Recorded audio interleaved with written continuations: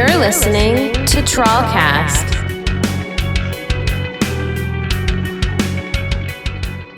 Well, hi. Didn't see you there. Welcome back to TrawlCast. My name's Sean Matthews.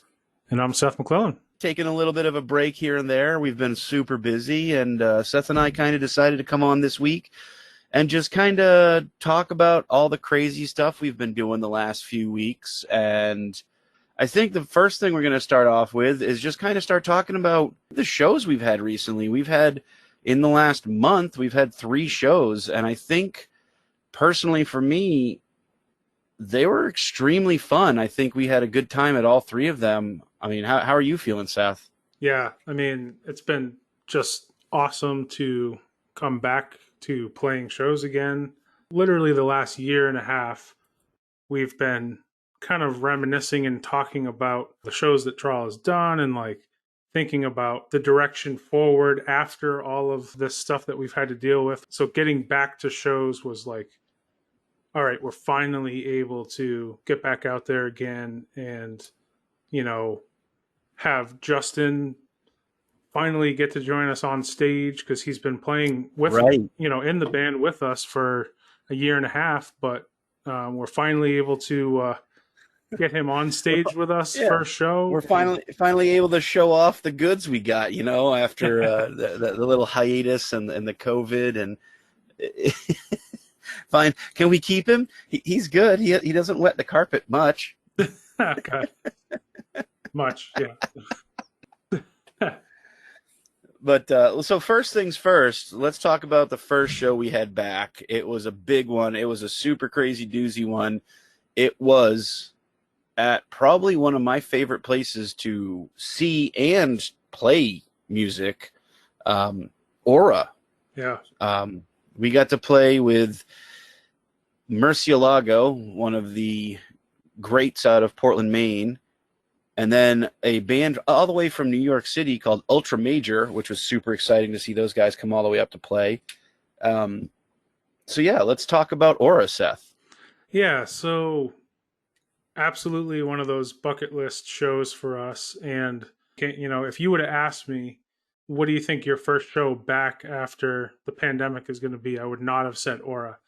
But no, we were just absolutely stunned and excited to be able to play there with, you know, with Murcielago and Ultra Major. Such a cool experience. The staff was really nice to us, and you know, the accommodations there are great. I mean, you know, it's it's rare that, like, as a local band, you get your own green room, you get your own fridge full of beer, and just like, you know, we got to do an awesome interview with Face Melter before we played. So it felt really cool to like come back after not playing so long and then feel like they're kind of rolling out the red carpet for us in a way where, like, you know, we're a local band and we, you know, certainly work hard at what we do, but, you know, nobody owes us anything. And you know, to get that awesome treatment after not playing so long, it really meant a lot to me personally. Like, I was just like, this is like kind of refills your soul when it comes to like playing and being in a band. It meant a lot personally to come back to such a cool gig. Coming back to such a beautiful venue with such an amazing crew working the venue. And like you were mentioning, the hospitality was unreal.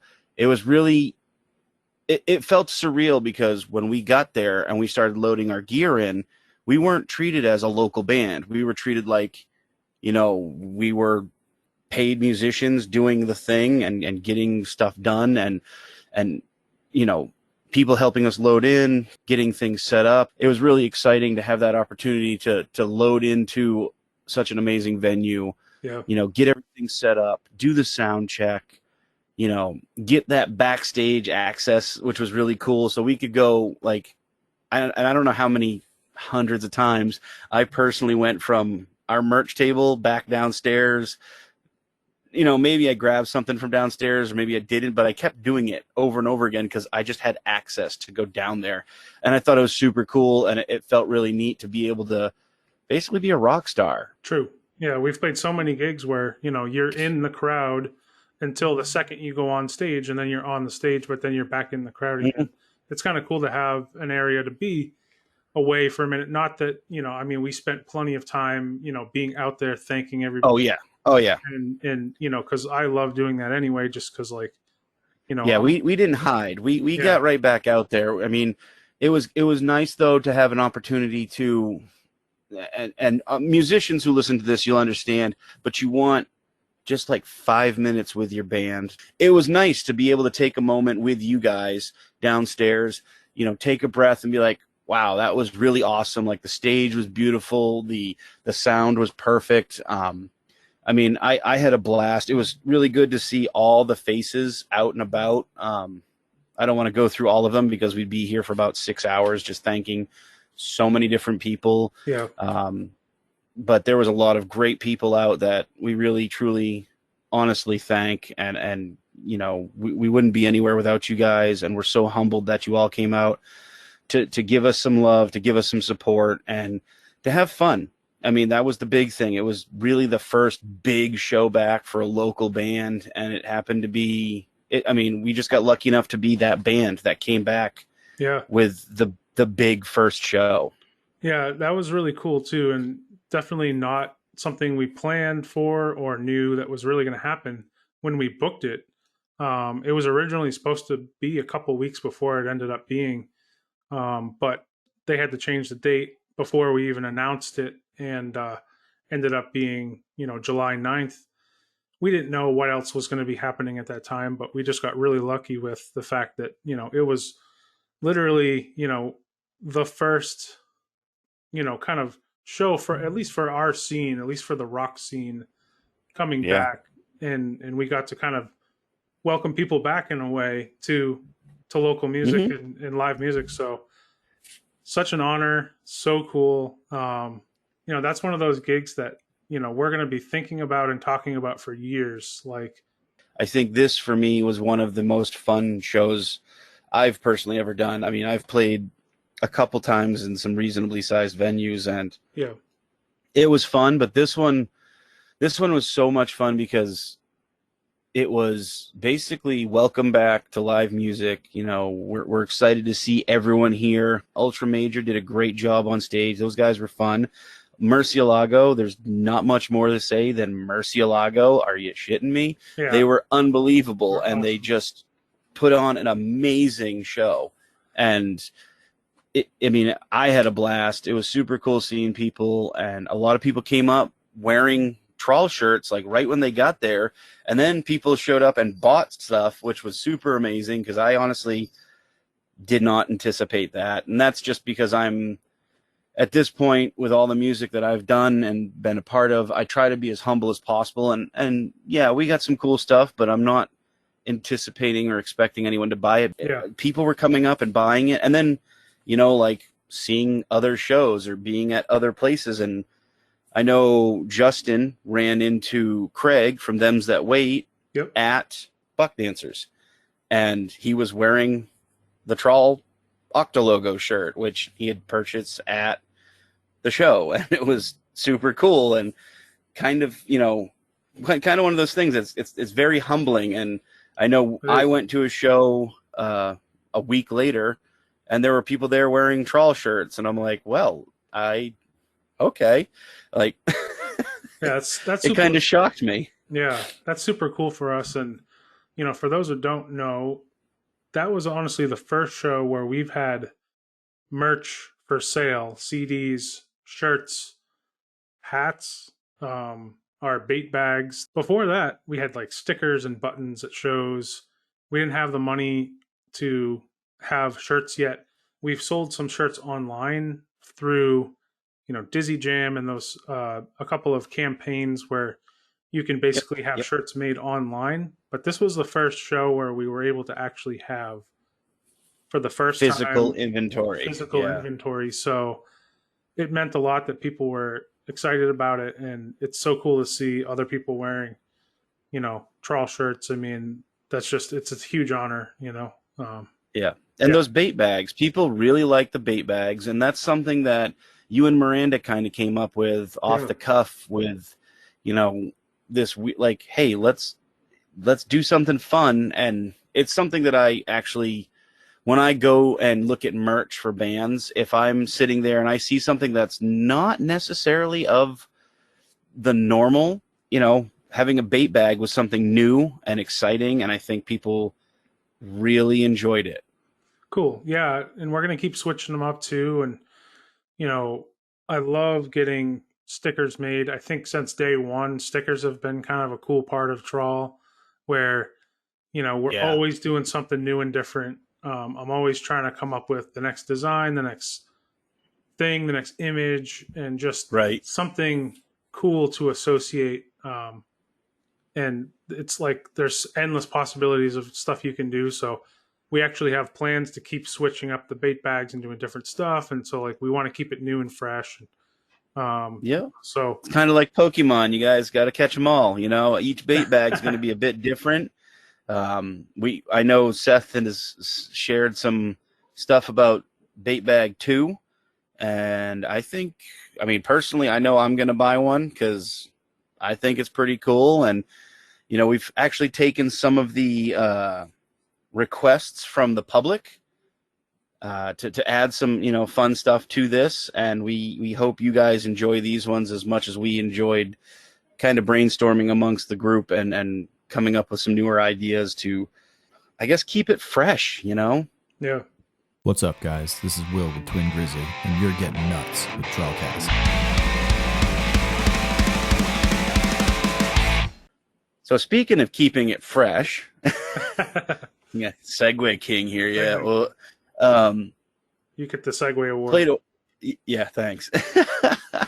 So Aura was fantastic, and then a week later, we got to do an incredible event that I feel was probably one of the coolest things I've ever done. Period. Yeah. Minus becoming a father and a couple other minor things, but I think this event and gig kind of takes the cake for a lot of stuff. Absolutely. Yeah. So what Sean is talking about is playing at Yes Brewing and getting to release our own Trawl beer, which was absolutely incredible. I thought it was really cool because I thought it was especially cool because family came out to see it, and it was a cool moment for us to be able to. So none of our families yet, Trawl is still, because of the pandemic, because of when the band started and kind of our trajectory, our families hadn't even gotten to see the band perform yet. Right. So this was kind of the first time some of our families were getting to see us play, which is always special, which is always really cool. It's also very nerve-wracking, to be honest, because you never know how your family may or may not react to said thing you are super passionate about. Yeah, I know for absolutely. me, doing, having the 2 bands at one point in time, and I know Devil's Night Out was something a little more aggressive than what my family is interested in. Yeah. My sister and brother-in-law are big, are big supporters of that. They like heavier music, but my parents and my grandparents, for that matter, are not so much the supporter of the heaviness. Yeah. They want more, more melodic stuff and stuff that isn't as scary as me screaming my brains out the whole time. Which is, understandably so. It's tough for the family to get behind, kind of the more extreme genres. Right. I've been there too before in the past with projects I've done early on, and myself, I didn't know either how my dad and my stepmom would react to what we were doing, and right. I'm glad they loved it. At least they told me they did, so hopefully. But I do know I know what my dad likes for music, and I think he really did. Right. Yeah.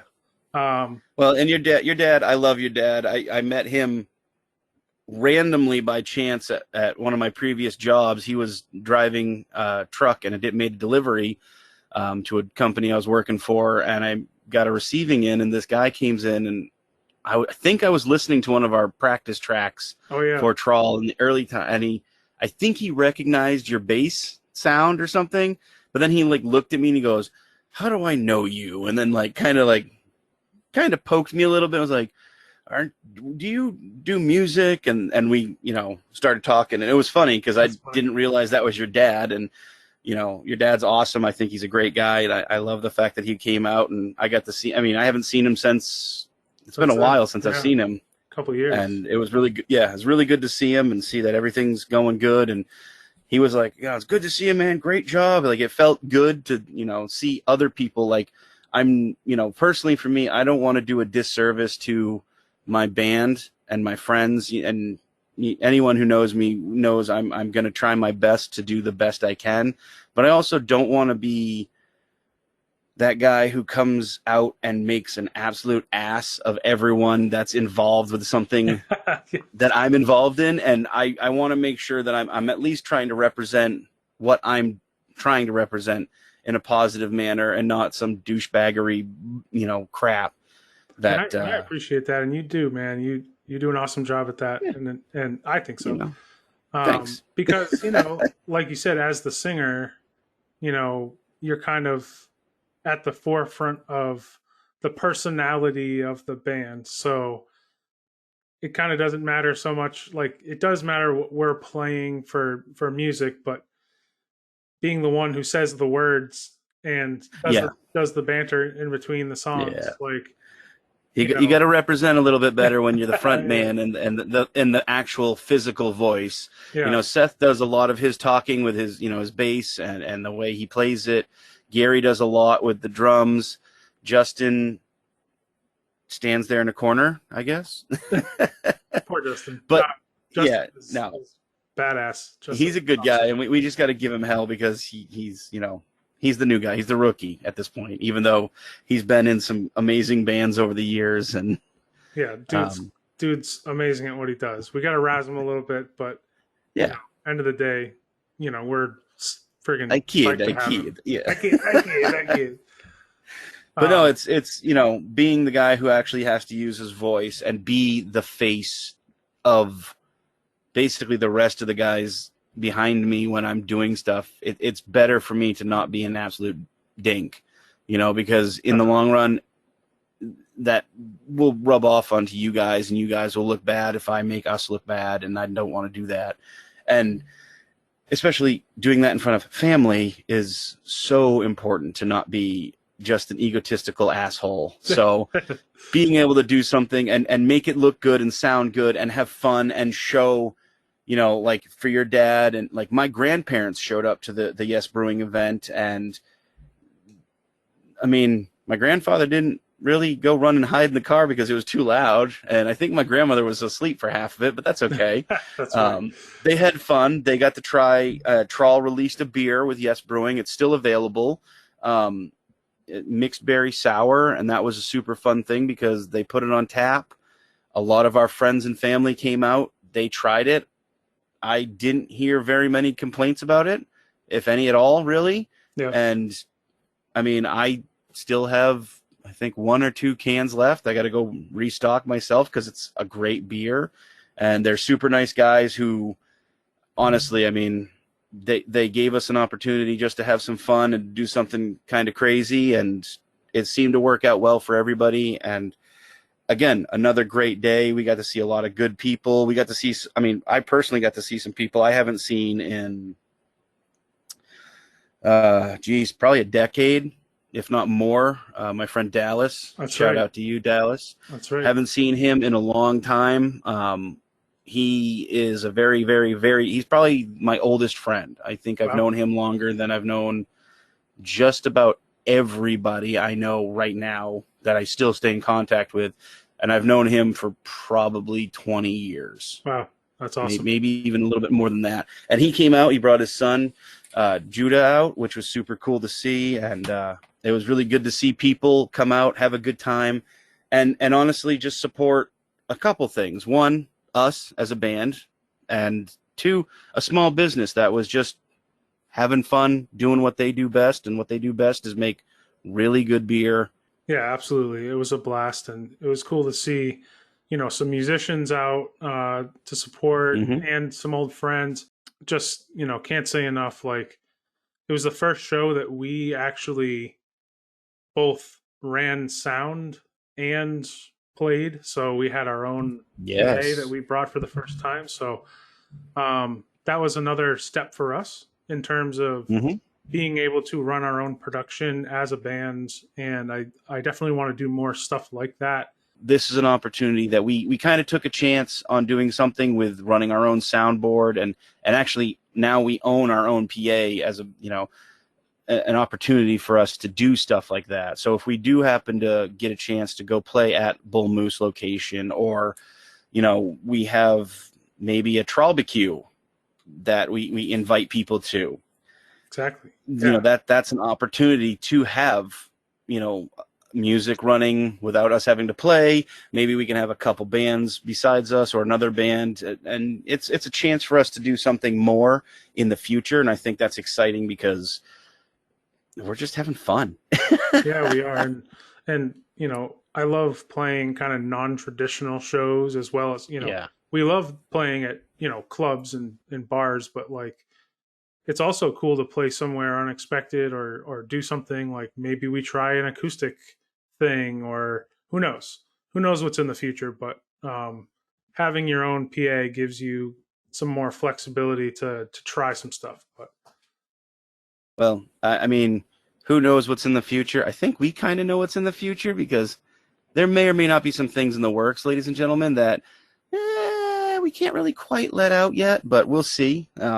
Just keep your eyes peeled on the Facebook, Instagram, and Twitter pages, because that stuff will all come up at some point, and you yeah. don't want to miss it.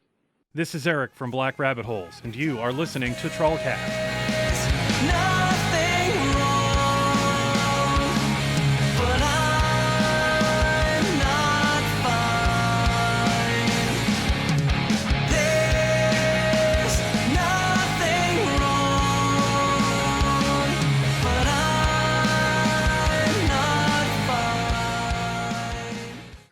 So moving on from Yes Brewing, and again, thank you to Brady and friggin' Biggs and all the guys there at Yes Brewing for having us. It was a great time. Going to shout out Curtis. He bought us a really awesome piece of artwork that we have proudly hanging in our jam studio right now.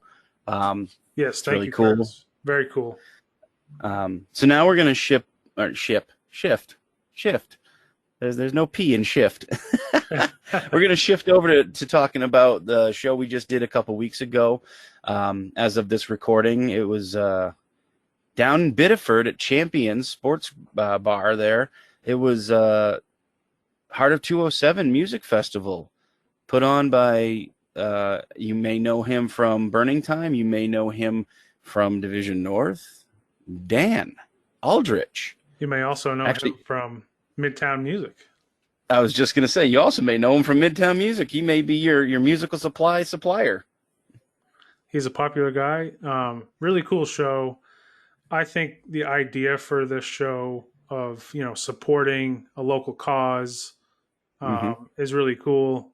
All the proceeds went to Biddeford Food Pantry, which we raised over $1,000, man. Yeah, it was like something like $1,200, close to $1,300 for them. So, knowing that like us playing some songs can in some way put food in people's mouths, man. Like doesn't get much cooler than that, Yeah, no, it really doesn't.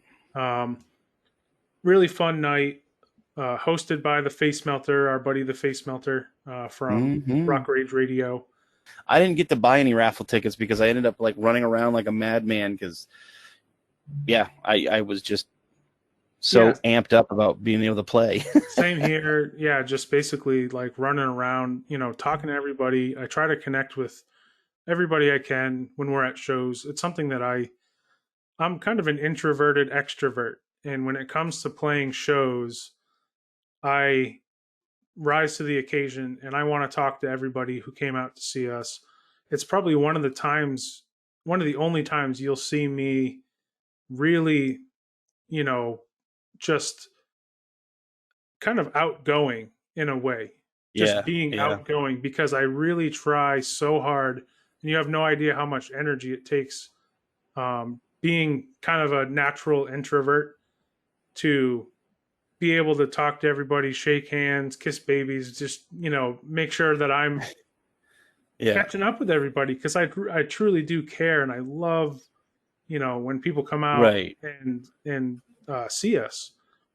And It's hard to keep up that that energy for that too, because sometimes it's almost more energy to do that than it is to play a show, because sometimes you have to remember, like, where do I know this person from? Because it may be a fan that you've only met like once or twice, and they're a good person, and you don't, you're not trying to be rude, but you're like, fuck, I know this person. Where do I know him from? And then, like, it takes you a second, and then you're like, oh yeah, this guy was, he came to this show, or, he's, this, DJ, or, he's a newspaper guy or something like that. You have to kind of really keep your brain, and, your head on a swivel to keep, track of who's who and what's what and how many times, the weasel went pop, that kind of thing. It's just like, holy God. And it does take a lot out of you. It does. And we played the late set, so we didn't start until almost midnight. And I was so psyched that people hung around. By and large, most everybody hung around to see us, which was great. It's so hard these days to compete with, not just other local things happening, but the temptation to just be home and watch Netflix or watch, whatever streaming service is your favorite. But like, trying to burn through YouTube, man. You want to just hang out and watch a bunch of YouTube videos, right. and there's so many things to do these days that aren't local music. So for a room full of people to stay until midnight to watch us play, really means a lot. And it was awesome. Rocky did a great job with sound.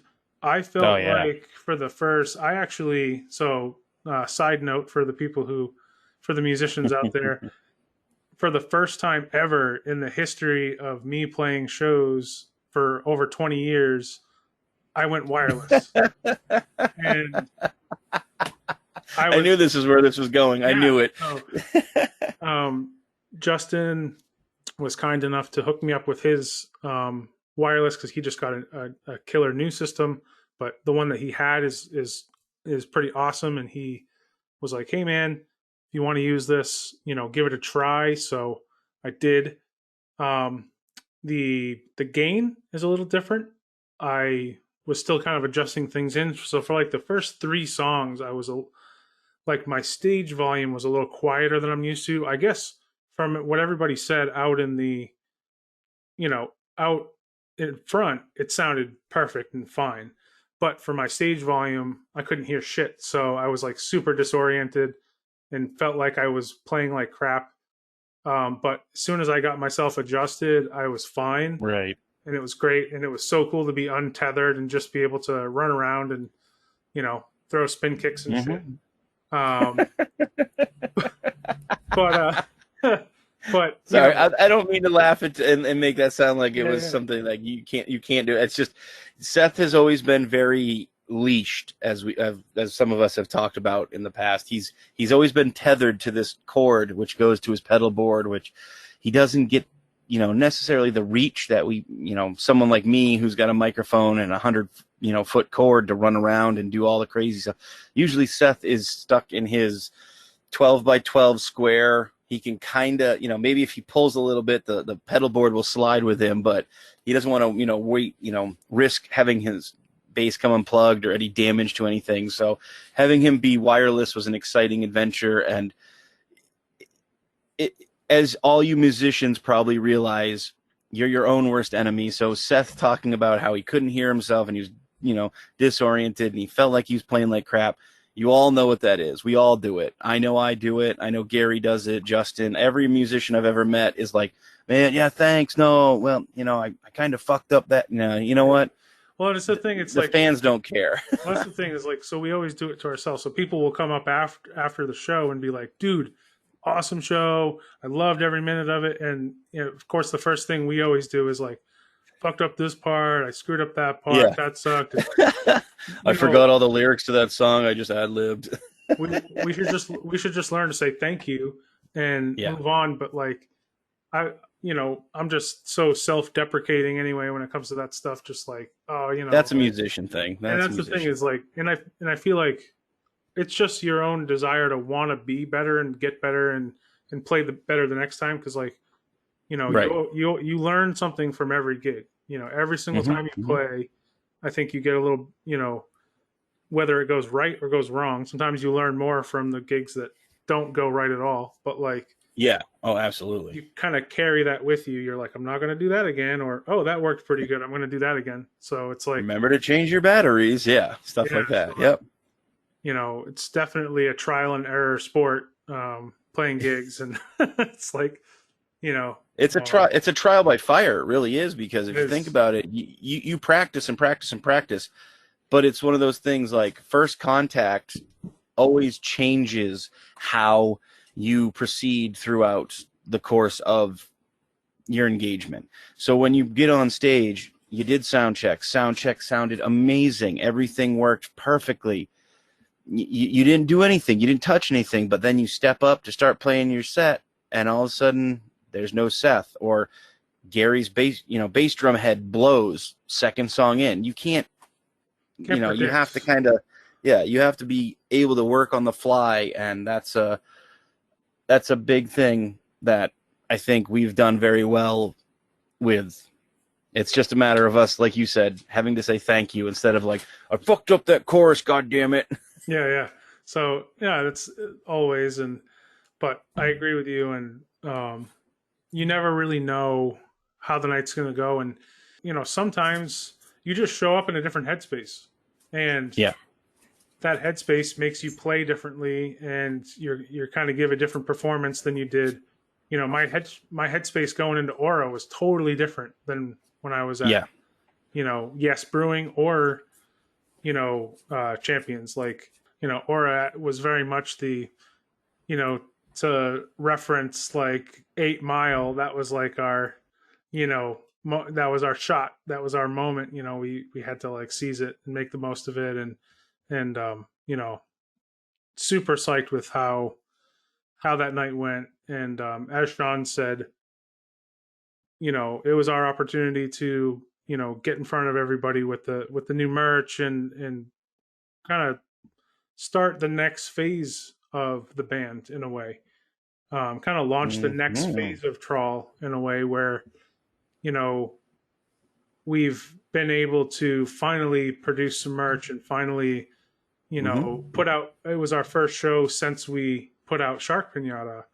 And it was kind of our CD release party, essentially, if you think about it that way. Before COVID, BC, it was like before COVID era. We were still a new band, and we didn't have, other than a couple singles, we didn't have much out. People didn't really know our songs. We were mostly opening. I'll be honest, we played a lot of shows for free for absolutely nothing. Trying to get our name out. We played a lot out of state. We played in Connecticut. We played in Massachusetts. We played in New Hampshire a bunch. We played all over New England, and that was the phase of the band of just put our own sweat into this and our own money into this and our own belief in everything, and hope that people reciprocate, hope that it comes back to us. Right. You pour in your sweat, your blood, your tears, and you just hope that it comes back to you. And it doesn't have to. Nobody owes that to you. You just hope that happens. And so I think, this phase is, it's very excitedly seeing that maybe some of that's coming back, and we're able to, like connect the dots and play some cool things that we didn't get to play before. I'm so proud, so friggin' proud of the fact that like this band that we started,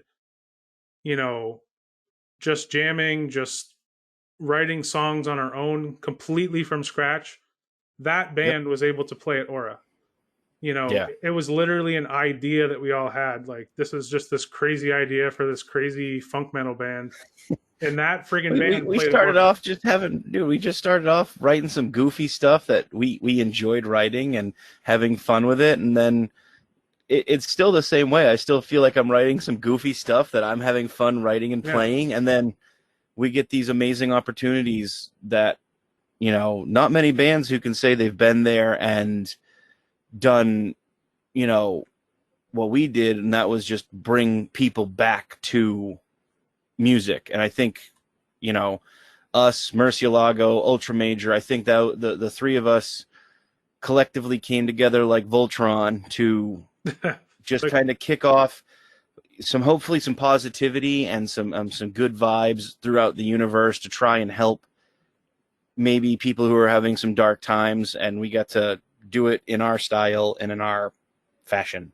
Yeah, absolutely. One of my favorite stories about at least these three events was at Aura, having the Face Melter come up and be like, all right, it's time to interview you guys. And I was like, okay, like, wow, shit.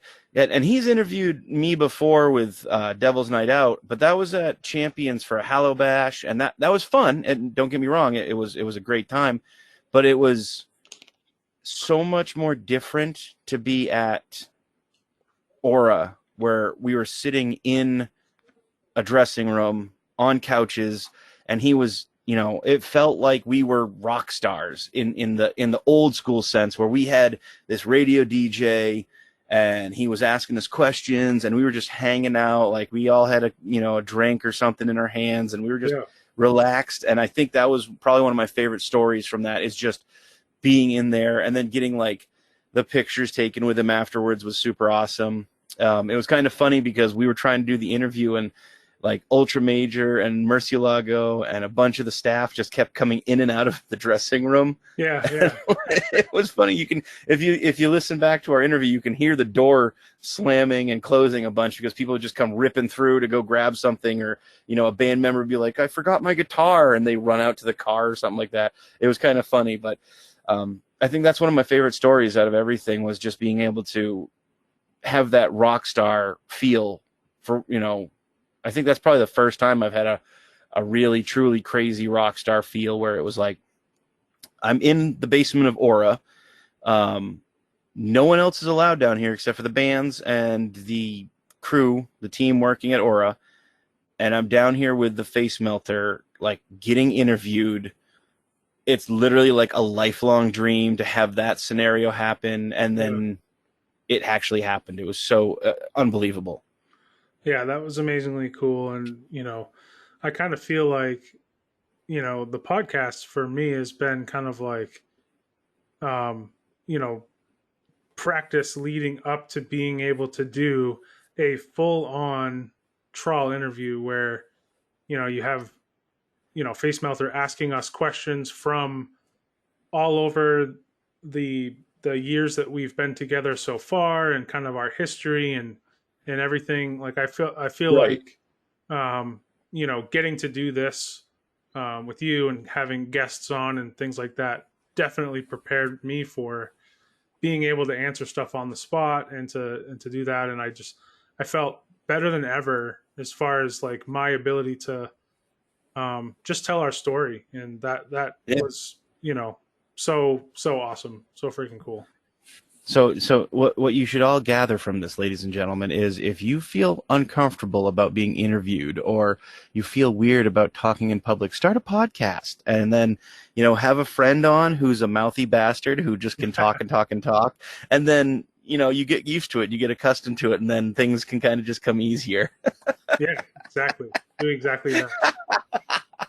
What's up, my friends? This is Vinny from Diana Drive, and you are listening to TrawlCast. Everything is gone in your hometown. You're alone now. It's a ghost town. Everything is gone in your hometown. You're alone now. It's a ghost town. I think a lot of our fans and friends want to know, like, what have we been up to as a band and as people really during, the last few months. Like TrawlCast has, taken some extra weeks off, and that's because things have been super busy, and we're doing a lot of stuff, musically, personally, business wise. And we're also just kind of trying to not, go crazy and burn ourselves out, I think is the big thing. So I guess one of the things that, we should talk about what we've been up to is we've already kind of mentioned it, but we've been working on new merch, which I think is really awesome. The new t-shirts came out recently, and I'm pretty sure that there's not many left. So if you want to get one, ladies and gentlemen, you got to go to trawlband.com and click on that merch tab. There's the local store, as we called it, the local store, because it's coming from a super secret location in Gorham, Maine. Yeah, so the base cave. Yeah. So the whole idea behind the local store was, we know not everybody can make it out to shows. Some of you can come out to shows, but we're always getting new and different stuff. We recently upgraded our system to be able to accept, cards at the merch table. Yep. And we realized that with that system, we could also launch our own web store to be able to sell the same stuff that's at our merch table. We'll be able to offer it online. And we basically took we basically took all the money that we made from selling stuff at Aura, and we put it all back into new, fun, exciting stuff. We didn't spend any of that money on weird things, or we just basically put it right back into the band. We came out with some cool tattoo shark, some American traditional kind of design shirts with a new Trawl kind of American traditional logo. I gotta say that's definitely one of my favorite shirts we've produced so far, and I'm a big fan of the yin yang, fishbone logo, and I think the new American old school traditional tattoo shark is definitely something people should check out. And you know what? Well, if we can sell them all, we'll make more, because if you like them, we'll bring them back. It's definitely an awesome thing. The artwork I love. I'm a big fan of that traditional style of tattooing. If any of you have seen me with short sleeves, you can tell, I have a couple that are more of that traditional style, especially I have a shark on my forearm for the band Trawl, and it's in the American traditional style. Plus, when Seth showed this to us, we were all like, oh, fuck yeah. Cool. Although Gary did have the comment of, I like the, what did he say, Mexican vampire feel. Oh, I didn't quite get that, but looking at it a few different ways, I kind of see what he's saying. Yeah. But it was a little weird. So we actually have another item that we haven't talked about yet. I haven't shared anything about it. So if you're listening to this, you're the first to know. A sneak peek, yeah. Sneak peek. You got a sneak peek. Get that ASMR. So if you're listening to this, you'll be the first to hear that we got some brand new pint glasses made. And yes. So, and they're special pint glasses. They're not just regular pint glasses. Right. You may have seen in the past, we did have some pint glasses. Pretty much when we first started. Yeah. A friend of yours and Miranda's kind of produced some pint glasses for us, and they're great. I still have mine at my house. I use it way more than I really should, because I'm probably going to just break it by accident at some point. Knock on wood, I don't. But these new ones, Seth, I think you knock these out of the park. Like, they're gorgeous, and fans of TrawlCast get to hear it first, and maybe we have a release date that they can find out beforehand so they can be ready for them. Maybe. Yeah. So here's the thing. Shipping is hard. So right. I think these are going to be a show only exclusive item, because shipping glass is really risky, and right. I don't want to have to refund everybody if I ship their pint glasses and they break. So These are going to have to be a show only, or hit us up, and we can we can do what we call a Subaru sale. Yeah, we can do a Subaru sale. Yeah. But new pint glasses on the way. I'll keep the design of them secret for now, but just know that there's some super dope new pint glasses on the way. I will personally, from experience, from seeing pictures and seeing like mock-ups, and then you shared with the band in private, like the actual physical glasses. These are probably one of my favorite things that we've done merch-wise that wasn't like a clothing item, because they're just gorgeous. They're unbelievable. Oh my God. Cool. Thanks. The glass with the thing, and then there's that, and then there's that. Oh God, you guys don't even know. You don't even know yet. You will soon. You'll see them. So you just don't. So enough about our merch and stuff. I know, we've talked a little bit about that, but besides Trawl and besides, merch, Sean, what have you been up to lately this summer? Well, I've been working on eating a lot more because I'm so skinny and all. No. Same here. Actually, honestly, the summer has been fun. I have done a couple trips out on my kayak with my kids. It's been fun. Spring was fun. Big thing that this summer has brought back to me and has been a huge love, and we've spoken about it before on the podcast. And if you've noticed our Instagram feed recently, you would have seen we posted a picture of a Magic the Gathering card. It's the Shark Pinata card.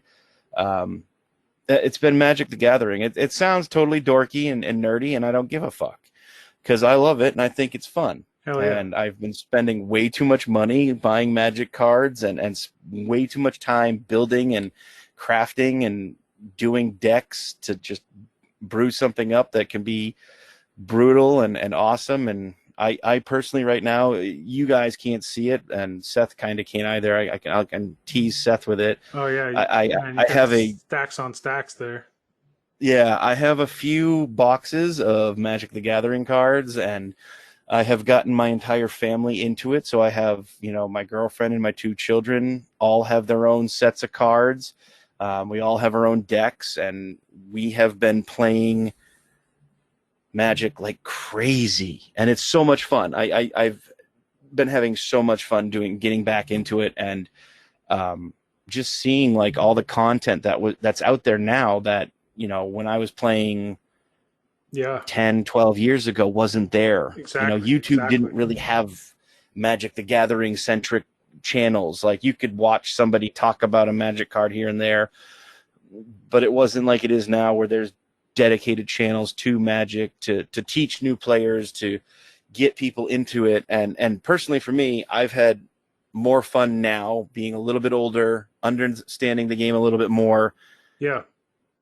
It's just been so much fun. And I know Seth and I have actually had a couple like hangouts that we've just played Magic, and we cooked a bunch of food for each other and had good times, man. It's been awesome. Yeah. So if you guys listened to the Diana Drive episode when we had those guys on, we had a question for them in there about what was their favorite Magic color. And, as we had talked about on that show, Sean and I both played for a long time, growing up. We picked it up and put it back down over the years a few times. And for me, I'm not sure if this is what kind of sparked your re-inspiration, but having that talk with those guys made me go, I kind of want to play again. And so you and I got together and we dug out the cards and dusted them off. Yeah. Played some games, and then it was kind of all over from there. Like Miranda was like, I'm kind of interested to learn how to play more again. And like, we both started going to the card store, and now, we're all the way down the rabbit hole. We, basically spending our weekends, playing, collecting cards, just like getting back into it. And guys, we know how geeky this sounds, and I'll tell you right now, I don't give a fuck. If you don't like it, that's your problem. And you know what? We're having fun, and we're not doing stupid stuff. Like, we're not doing drugs.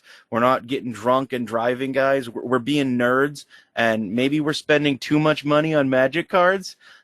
I will take full blame for that. Yeah. Actually, no, I blame Diana Drive, because that conversation with them and the show we played with them in Connecticut when they gave us their personalized Magic the Gathering cards, that I think started to reignite the flame, and I'd been thinking about it for a while, and it's been in and out of my mind for a bunch, and then having the conversation with them again, it was like, yeah, I gotta find, and I found all my cards and brought them out, and then like came over to your house, we hung out, we listened to some records, we played some Magic, we cooked some burgers and hung out, and it was awesome.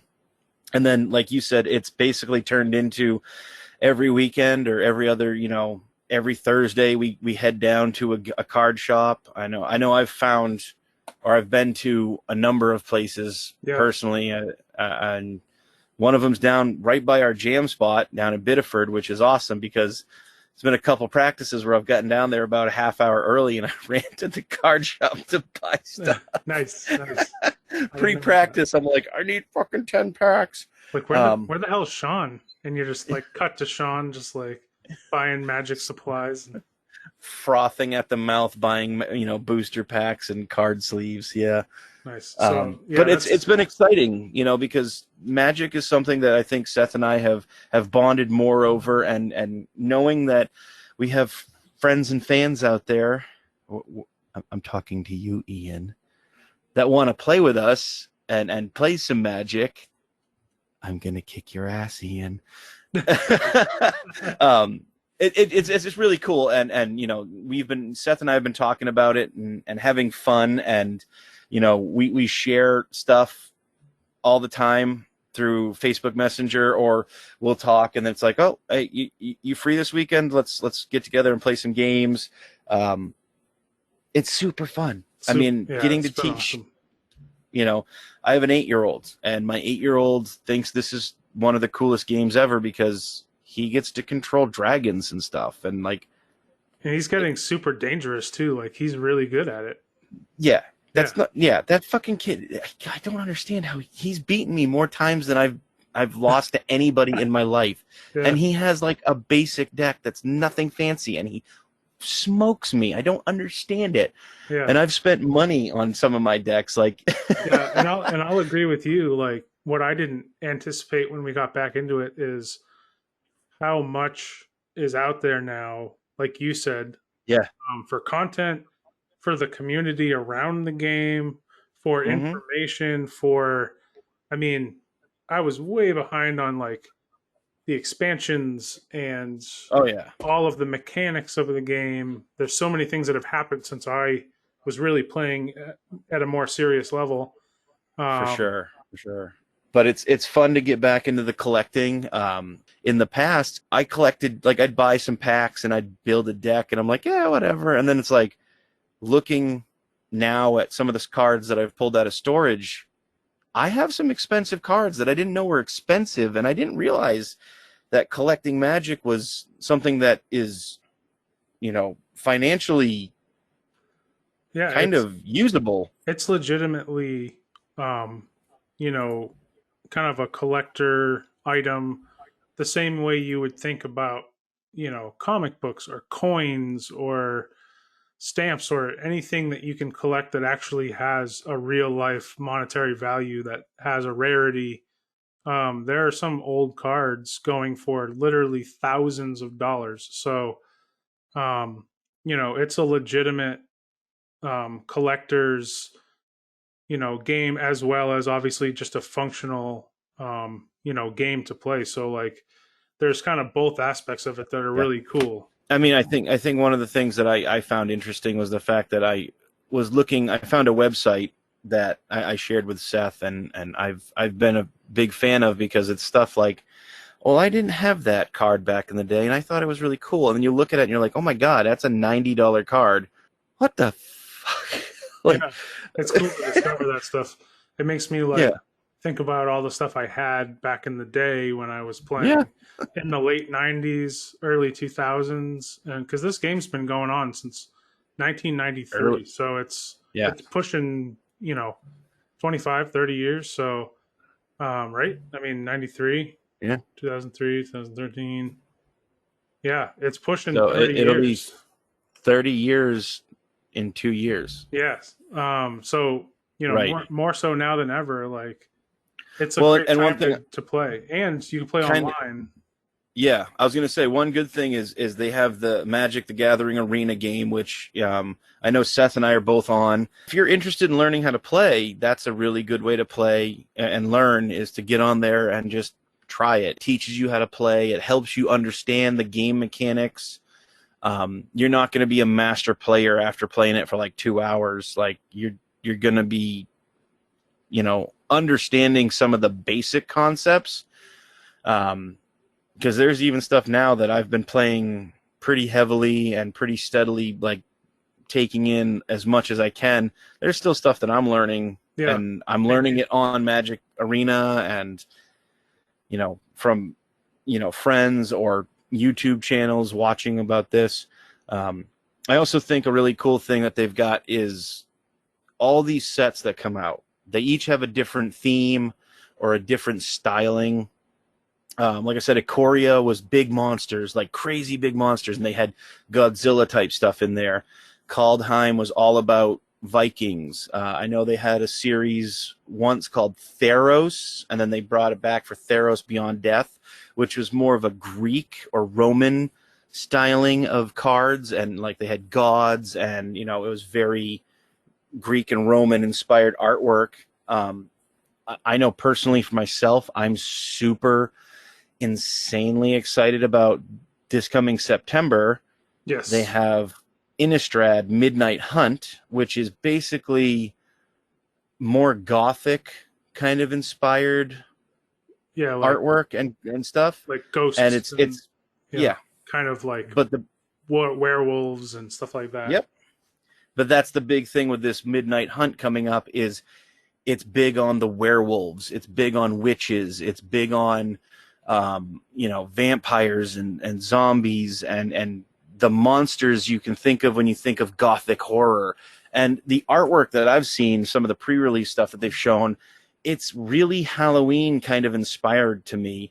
I know they had a land card that was basically like a pumpkin field, and I said to Kara, I went, we need to just buy that one. Like, I don't care about anything else. That card is awesome. Yeah. It reminds me of Halloween. It reminds me of fall. It's beautiful artwork. And honestly, I got to buy it. So now I'm excited because they have werewolves. I know one of the most recent sets, the one that they're really kind of being big on right now, is all Dungeons and Dragons inspired. Mm-hmm. It's called Adventures in the Forgotten Realms.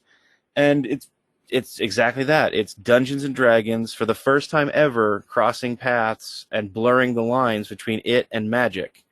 Two of the oldest fantasy games in the world are now becoming one for a limited time, or for a permanent time. They may bring in some mechanics from Magic into Dungeons and Dragons. We don't know. The company that owns both of them is Wizards of the Coast, so I can only imagine they'd try. Yeah. Yeah, it's definitely a cool set, and I've been playing a lot of cards from that expansion, and it's neat. It's neat. I'm finally getting the advantage of what they call dungeon delving, and it's kind of neat. So I mean, we're getting into the weeds on stuff, but I mean, the moral of the story is, like, if you don't play, check it out. It's pretty cool. Yeah. If the things that we're talking about sound exciting, check it out. It's a lot of fun. Yeah. And this may be, super geek talk. If you guys aren't into this, that's fine, and we totally understand. I spoke with Chris, previous guest, Chris Layton. He stopped by my house recently to drop something off for my son, and we were talking, and he had mentioned that his child wanted to get into Magic, and he said he was going to bring him over here so we could, what did he say, show him the ways of the weirdness or something. Like, I can't remember what it was. Nice. But he wanted to, and I said, yeah, man. I was like, if you want to come, his wife can come, everybody can come, we can hang out. I was like, we have extra decks. We can teach you how to play. And if any of our listeners are interested in playing or learning, like I said, Magic the Gathering Arena, it's a great way to start. It's a great way to learn. Or, you know what? Just hit us up. If it's an event or a weekend that we are not doing anything crazy, maybe we can throw a little shindig somewhere. We can, cook some burgers. We'll invite a few people over. We'll teach them to play Magic, or we'll just have everyone come over and beat Ian in Magic. Yeah. This is Ian from Division North, and you're tuned in to Good Cop, Bad Cop on TrawlCast. Mirror to mirror, the one who looks at you looks through the disguise. I think the next question, Seth, we've talked about what we've been doing, and like we've reflected on the past a little bit, and like what's coming up next for us in Trawl. Yeah. So we've got, in my opinion, some exciting things in the works. So this October, Trawl is getting the opportunity to play Wally's in Hampton Beach, opening for the band Blacktop Mojo. Yeah. Really cool band from Texas. They are, at this point, a national act. They're into, I think, their third album that just came out a couple of weeks ago, which hit... it was high up on the rock charts for iTunes. It got up there real quick too. It wasn't a 3-4 weeks. It was like a couple days, and it was blowing up the iTunes. Yeah, been digging the record, been listening a lot. There's a song called "Do It for the Money" that is, I think it's going to be a friggin' hit. It's like so catchy. Great dudes. Excited to play this show, and Wally's in Hampton Beach. We've played there a couple times. Great venue. Yeah, great venue. We've played there a couple times in the past, but nothing this big. And this is actually the first opportunity Trawl is getting to open for a national band. It's an exciting opportunity just to play at another just beautiful venue, and with a band that honestly, like, their music's fucking awesome. Like, really good. I'd heard of them, but I'd never actually tried, like, really listened to them. And then just after we got this opportunity presented to us, I went and was like, all right, I'm going to give this a chance now. Like, I've saved them on Spotify, like, I don't know, a year ago, 2 years ago, and I hadn't really gotten to them yet. And then all of a sudden it hit, and I was like, all right, I guess it's time to actually check this out. So I'm not like that asshole's like, yeah, sure. And I've never I was blown away at these guys. Like, I couldn't believe how awesome they were. It really shocked me. And the fact that we get to share the stage with them is a totally different animal that I'm excited about. Me too. So it is Friday. October 22nd. So Friday, October 22nd, we'll be at Wally's with Blacktop Mojo. It's going to be great. And Wally's is a kick-ass venue. I love seeing shows there. The last show that I went there, I actually went with Tom. We went to see John 5. And John 5 he's absolutely incredible. And Jared James Nichols opened, and that show was friggin' amazing. So psyched to get back there. The same week, one day later, it's actually going to be a double header for Trawl. We are back at Champions in Biddeford for the 20th anniversary show for Halabash. Saturday, the 23rd, we were back at Champions for the 20th anniversary of Halabash with just a great group of bands. I mean, Signal the Noise, as always, puts on just a hell of a show, and I got to see them with Drivetrain and Twin Grizzly at Aura, and they've got some new songs that are really good. I'm really excited about people hearing them. Nice. And I think we're going to have fun, and it's going to be a good time. I mean, it's Halloween stuff. Yeah, Renegade Cartel is playing that one too, which Charles played with in the past. They're really, really nice dudes and good musicians. Stephen Damon Tilley, dude's like an awesome bass player and good dude.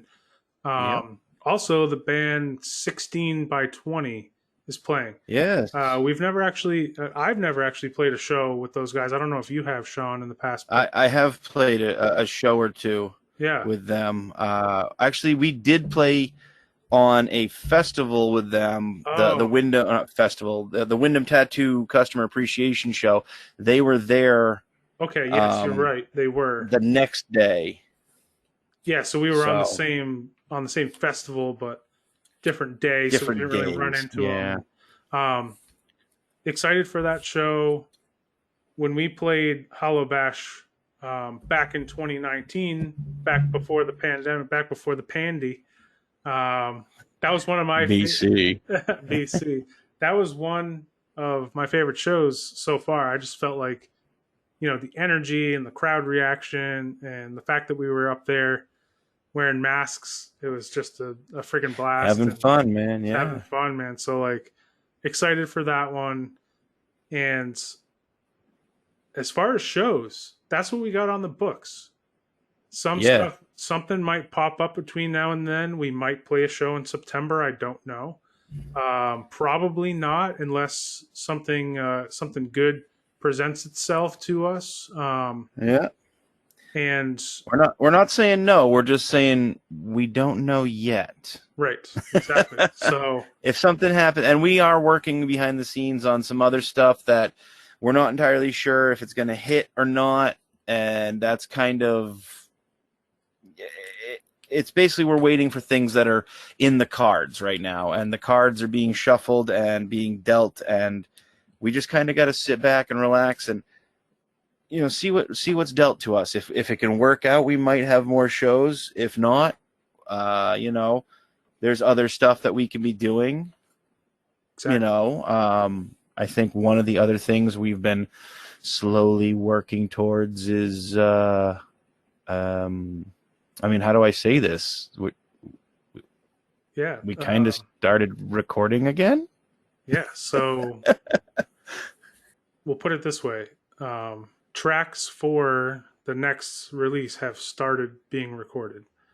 So we're kind of we're slowly getting back into creative mode, writing, recording, thinking about the next release and what that'll look like. And, I'm excited because I am too. Yeah. We've honestly, since the four of us have gotten together in a room, we've written some more songs. We've been practicing quite a bit. We took a little break. A lot. Yeah. We took a little break when the shows were happening and stuff. Just because things got really busy and the summer is also really busy for everybody with vacations and family, and we always want to make sure that we leave time and room for that stuff because that stuff's important. Right. But new songs in the works, and one of my favorite parts of being in a band and being in Trawl is the creative part of writing and recording. So getting into that phase of things is like one of my favorite things because I, of course, run a lot of the social media, and I help to make the merch and all of the business aspect of things that helps, move things forward and all that. But there's nothing more fun than kind of taking a step back from that stuff and just thinking about creating. So I'm like super excited about getting back into that. And I've got so many ideas. I've got things that I haven't shared with you guys yet, and just concepts and ideas and just psyched, just absolutely psyched. Yeah. So, basically the beginning phases have begun. There are some tracks that have been laid down. There are also some test tracks for some songs we're working on. Yeah. I mean, thinking about this and knowing that TrawlCast has been as going and the audience we have, what do you guys want to see on our next EP, like, or CD, whatever it may be? Like, what are you guys looking forward to? What are you interested in hearing? Do you want new songs? Do you want some of our other stuff recorded and laid down? Do you want hidden track that's got some secret special sauce to it? I don't know. Like, tell us what you want to hear in the comments, and maybe we'll, depending on how everything goes, maybe we'll do a contest or something and see if we can figure something out. I don't know. Yeah, it'd be cool to see what you guys think about the direction of Trawl in terms of, as Sean said, are you guys wanting to hear some old songs recorded? Are you wanting to hear stuff heavier, funkier? Do you like, where we're going? Right. Yeah. Do you want more bass solos? Do you want more drum solos? Do you want less me and more Justin? I mean, let us know. Come on. Yeah. This is the fun part. Like, what do you want to see from the art direction? Do you want to see, something a little darker? Do you want to see something in the same fun vein? Do you want to see something more realistic? Like, these are things we do take into consideration, because when we are working on recording something or working towards a release of some kind, knowing what the general public wants helps us kind of shape that to be something more appealing to you guys. It'd be cool to see what you guys think. Above all, just because we care, and it's awesome to chat with you guys about that kind of stuff. It's just exciting. So yeah, let us know what you think. This is Craig G from Thems That Wait, and you're listening to TrawlCast with Sean and Seth. Let's take a bite out of rock. Oh yeah. Seth, we got a what the fuck question this week. Still, it's going to come back. I didn't know you This were... one's actually a little... Nice. Yeah, no, I was going to sneak this in regardless. So this week's what the fuck question's a little bit easier. This week's what the fuck question is, if you were into sports ball and an athlete, would you rather have the sports career of Happy Gilmore or the Waterboy? Oh man. Okay. All right. That's an interesting question. I guess I got to go Happy Gilmore, just because I like the trajectory of being sort of a, the hockey player. Right. Turned, like, he tried to stab somebody with a skate, dude. Prodigy golfer, but he's also got a crazy temper, but at the end of the day, his heart's in the right place, and he's able to pull it off at the end. Right. That's an interesting. I would have to agree with you. I would take the sports career of Happy Gilmore more than Bobby Boucher, because Bobby Boucher, the only career I know of is he got into college, and at least Happy Gilmore won some giant checks, and I wouldn't mind having a bunch of giant checks in the back of my car. I also wouldn't have mind fighting Bob Barker back in the day. He probably would have kicked my ass, but it would have been fun. Yeah. Beating Shooter McGavin. I eat pieces of shit like you for breakfast. You eat pieces of shit for breakfast? No. There's so many fun one-liners in that movie. I absolutely love it. So, ladies and gentlemen, we need to know, which would you prefer? Which career would you rather have, Happy Gilmore or the Waterboy Bobby Boucher? Let us know in the comments. Use hashtag WTFQ and let us know which you would prefer. Seth and I are both going with Happy Gilmore. I mean, if you think about it, he punched an alligator. Kind of hard to beat that. I mean, it's kind of hard to beat that. Thanks for tuning in, ladies and gentlemen. We're happy to be back. We're excited to be back. We're going to keep doing these when we can get the time to do them, and we're going to keep having fun as much as we can. And we hope you guys are having fun out there and being safe as well. It was really exciting to see everyone at Aura yes, Brewing and Champions, and getting the opportunity to play our music live again is it's an unbelievable feeling, and we can't appreciate and thank you guys enough for coming out and supporting us. I mean, that's all I got, Seth. How about you, man? That's it. Just grateful for all of our listeners out there. Thank you. Yes. If you made it to this point in this podcast, thank you for listening. We really appreciate it. So, all right, ladies and gentlemen, thank you so much for tuning in to the TrawlCast this week. And now's the time. Let's roll those sweet end credits. Thank you guys for tuning in to TrawlCast this week. If you like what you hear, we are available on Anchor, Apple Podcasts, Spotify, and many, many more. So hit that subscribe button. As soon as a new episode drops, it will be there, ready, and waiting for you to hit play. We're also on YouTube. All you gotta do is go to youtube.com/TrawlPortlandME. We post music, videos, even the podcast there. Again, that's youtube.com/TrawlPortlandME. Want to find us on your favorite social media site? All you have to do is search for @TrawlBand. We're on Facebook, Instagram, and Twitter.